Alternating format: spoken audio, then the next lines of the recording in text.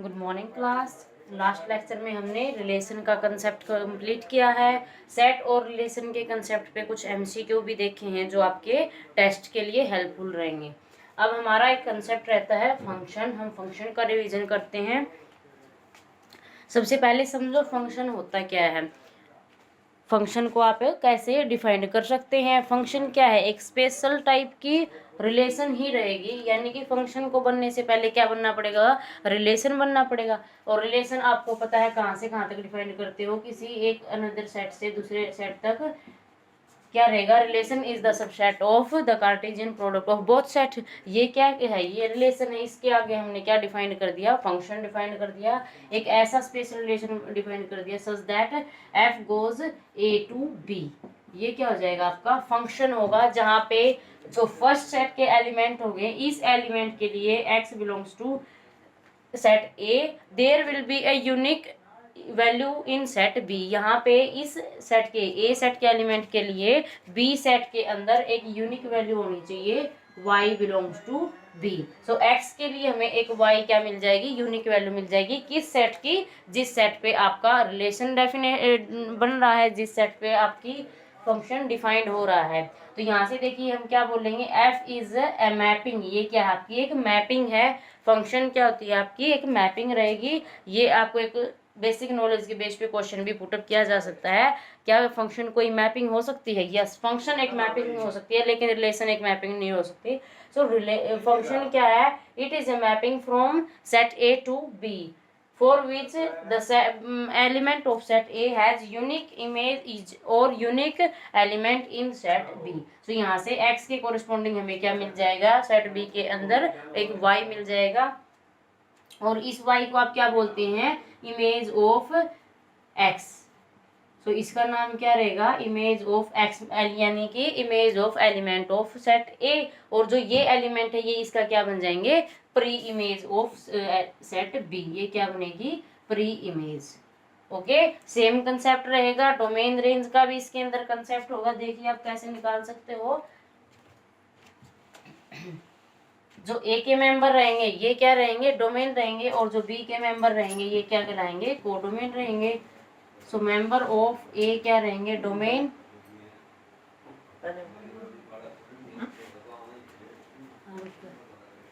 और member of B क्या रहेंगे, कोडोमेन। ओके, अब हमने सेट को भी के अंदर भी रिप्रेजेंटेशन पढ़ी थी और रिलेशन के अंदर भी हमने रिप्रेजेंटेशन पढ़ी थी। और अब हमारा जो तीसरा टॉपिक है फंक्शन, उसके अंदर भी आपकी सेम रिप्रेजेंटेशन रहेगी। आप इसको किस किस फॉर्म में रिप्रेजेंट कर सकते हैं। सबसे पहली फॉर्म क्या थी, रोस्टर फॉर्म रहेगी और टेबुलर फॉर्म। उसके बाद क्या है, सेट बिल्डर फॉर्म रहेगी। उसके अंदर भी आप इसको रिप्रेजेंट कर सकते हैं। उसके बाद क्या थी आपकी एरो डायग्राम रिप्रेजेंटेशन रहेंगे। तो इन तीनों रिप्रेजेंटेशन के अंदर आप क्या कर सकते हो, फंक्शन को भी रिप्रेजेंट कर सकते हैं। एरो डायग्राम के अंदर क्या है, सिर्फ आप रिलेशन और फंक्शन दोनों को डिफाइन कर सकते हो। दोनों के बीच में क्या होगा, जो भी रिलेशन बनेगा वो एक एरो से रिप्रेजेंट किया जाएगा। ओके, तो यहाँ से देखिए आप एग्जाम्पल देखिए क्या रहेगा आपके पास। Let us suppose we have example. A has element 1, 2, 3, 4 and B has element 0, 1, 2, 3, 5, 7, 9। सो ये क्या दे रखे हैं आपको, टू सेट दे रखे हैं। हमने इनके बीच में फंक्शन डिफाइंड करना है। सो फंक्शन यहाँ पे देखो डायरेक्ट आपको जैसे रिलेशन डिफाइंड किया हुआ वैसे ही एक फंक्शन डिफाइंड किया मिलेगा। क्या फंक्शन डिफाइंड है, 1, 1। और आपको पता है फंक्शन क्या है, एक रिलेशन होता है। सो फंक्शन के एलिमेंट कैसे रहेंगे, जो रिलेशन के ऑर्डर्ड पेयर होते हैं उसी टाइप से फंक्शन के एलिमेंट होंगे। 2, 0 ये आपको फंक्शन डिफाइन किया गया है। 3, 7 एंड 4, 9। ओके, सो ये आपको फंक्शन किस फॉर्म में है, रोस्टर फॉर्म में डिफाइंड किया गया है। यहाँ से क्या मिल रहा है, 1 का रिलेशन किसके साथ, 1 के साथ। 2 का रिलेशन किसके साथ रहेगा, 0 के साथ रहेगा। 3 का रिलेशन किसके साथ रहेगा, 7 के साथ। एंड 4 का रिलेशन किसके साथ रहेगा, 9 के साथ। तो यहाँ से आप एरो डायग्राम भी दिखा सकते हैं। एरो डायग्राम के अंदर देखिए कैसे रिप्रेजेंटेशन दिखा सकते हो। इसके अंदर क्या रहेगा, ए सेट के मेंबर 1, 2, 3, 4, ये किसके सेट मेंबर देगा, बी सेट के 0 1 2 3 4 5 7 9। तो यहाँ से देखिए 1 किसका रिलेशन किसके साथ बन रहा है, 1 के साथ, 2 का रिलेशन किसके साथ है, 0 के साथ, एंड 3 का रिलेशन किसके साथ है, 7 के साथ, 4 का रिलेशन किसके साथ है, 9 के साथ। सो ये क्या बनेगा बच्चों, ये फंक्शन बनेगा। अब इसके अंदर आप डेफिनेशन फिर से अप्लाई कर सकते हैं। डेफिनेशन क्या कहती है, यहाँ के एलिमेंट के लिए, ए सेट के एलिमेंट के लिए बी सेट में का एक यूनिक इमेज होना बहुत जरूरी है, यही फंक्शन कहता है। There will be a unique image of element of set A in set B. तो यहाँ से देखिए 1 के साथ 1 की इमेज क्या है, इमेज का मतलब है जिस एलिमेंट के साथ इसका रिलेशन बन रहा है। सो 1 की इमेज क्या बनेगी 1, 2 की इमेज क्या बन जाएगी 0, 3 की इमेज क्या बन जाएगी 5, 4 की इमेज क्या बन जाएगी 9। प्री इमेज का मतलब क्या होता है, जो ये मेंबर होंगे इनके साथ इस एलिमेंट के लिए अगर आप रिलेशन डिफाइन करोगे तो उसको क्या बोल देंगे, प्री इमेज। 0 की प्री इमेज क्या होगी 2, 1 की प्री इमेज क्या बोलोगे 1। सो ये आपका कंसेप्ट है फंक्शन और रिलेशन के अंदर इमेज और प्री इमेज का। अब अगर बाई चांस आपके पास फंक्शन इस तरीके से रिलेशन डिफाइंड है, नोट अ फंक्शन, रिलेशन इस तरीके से आपके पास डिफाइंड है,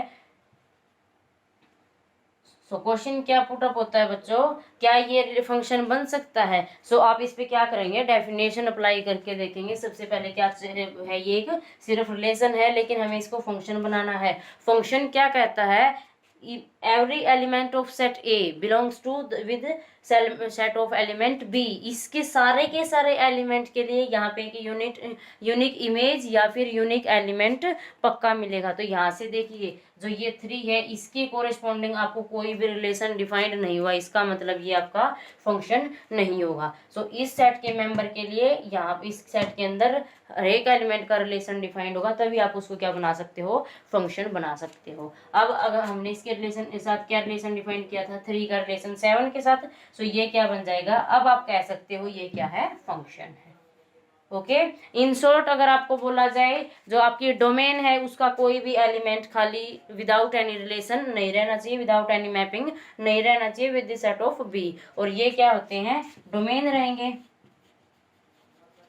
और ये क्या रहेंगे, कोडोमेन रहेंगे। अब तीसरा कंसेप्ट इसके अंदर क्या आता है, रेंज का। रेंज क्या मेंबर, रेंज कौन से एलिमेंट होंगे, वो मेंबर जिनका सेट ए के एलिमेंट के साथ रिलेशन बन रहा है। तो सेम इसी के अंदर रहेगा, जो जो इमेज बन रही है सिर्फ वही मेंबर क्या रहेंगे, रेंज के एलिमेंट रहेंगे। सो यहाँ पे रेंज क्या आ जाएगी, 0 1 7 9 are the member of range. Okay, ये छोटे छोटे क्वेश्चन हैं जो आपके टेस्ट में भी एग्जाम में भी पूछे जा सकते हैं बतौर एमसीक्यू क्वेश्चन।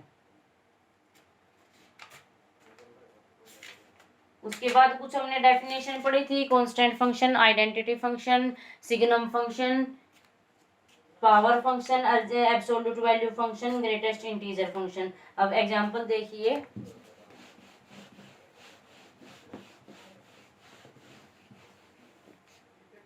आपका फर्स्ट एग्जांपल ही दे रखा है, ए कोई भी सेट है containing element A B C D and B another set है कंटेनिंग एलिमेंट 1 2 3 4 5। आपको कुछ फंक्शन डिफाइंड है वो चेक करने हैं, क्या वो फंक्शन बन रहे हैं या नहीं बन रहे हैं।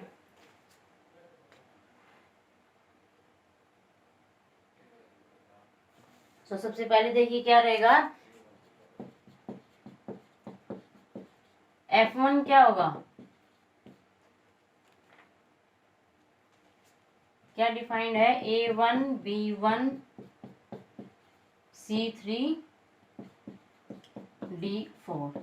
ये आपके पास क्या डिफाइंड है, F1 डिफाइंड है, हमें चेक करना है क्या ये फंक्शन होगा।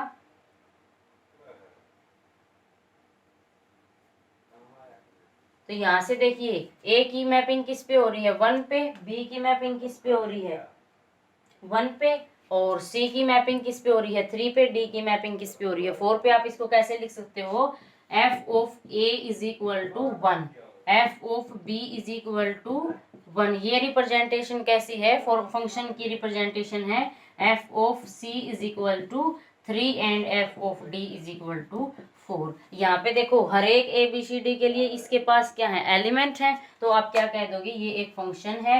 एरो डायग्राम से आपको अच्छे से क्लियर हो जाएगा। देखिए क्या है, ABCD 1 2 3 4 5 मैप करवा के दे सकते हो। ए के पास क्या है बी, ए के पास क्या है इमेज 1, बी के पास भी क्या है 1, सी के पास क्या इमेज है 3 और डी के पास क्या इमेज है 4। तो यहाँ से देखिए A B C D first जो सेट है, ए जो सेट है उसके सारे के सारे एलिमेंट का बी के एलिमेंट के साथ रिलेशन डिफाइंड हो रहा है। इसका मतलब ये आपका क्या बनेगा, एक फंक्शन बनेगा।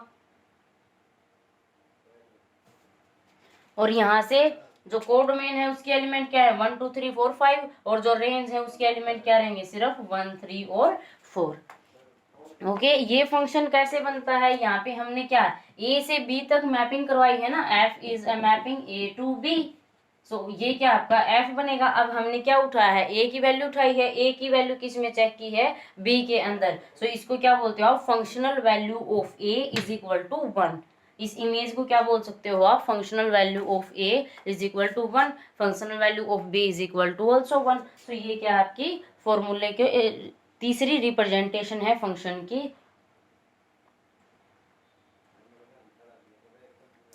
आगे देखिए, so this is a function, yes this is a function.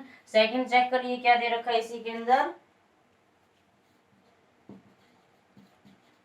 A1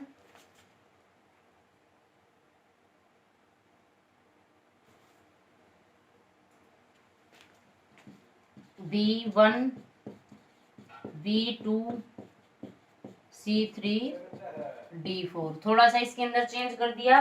अब देखिए A1 B1 B2 and C3 D4, यहाँ से भी आपको पता लग गया होगा सेम रिप्रेजेंटेशन है, एफ ऑफ ए 1 है, एफ ऑफ बी 1 है, एफ ऑफ सी 3 है, एफ ऑफ डी 4 है। क्या चेंज कर दिया, F of B is also 2।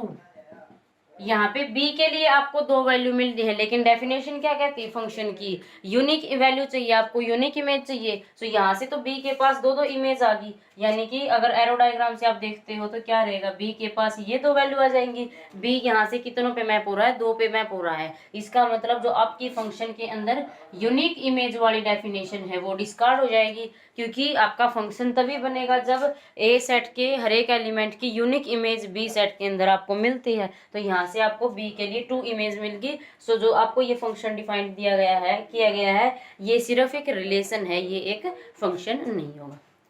Okay student, सो ऐसे ऐसे आपके क्वेश्चन रहेंगे, ये आपने सोल्व करने हैं। नेक्स्ट हम नेक्स्ट लेक्चर में करेंगे। Thank you.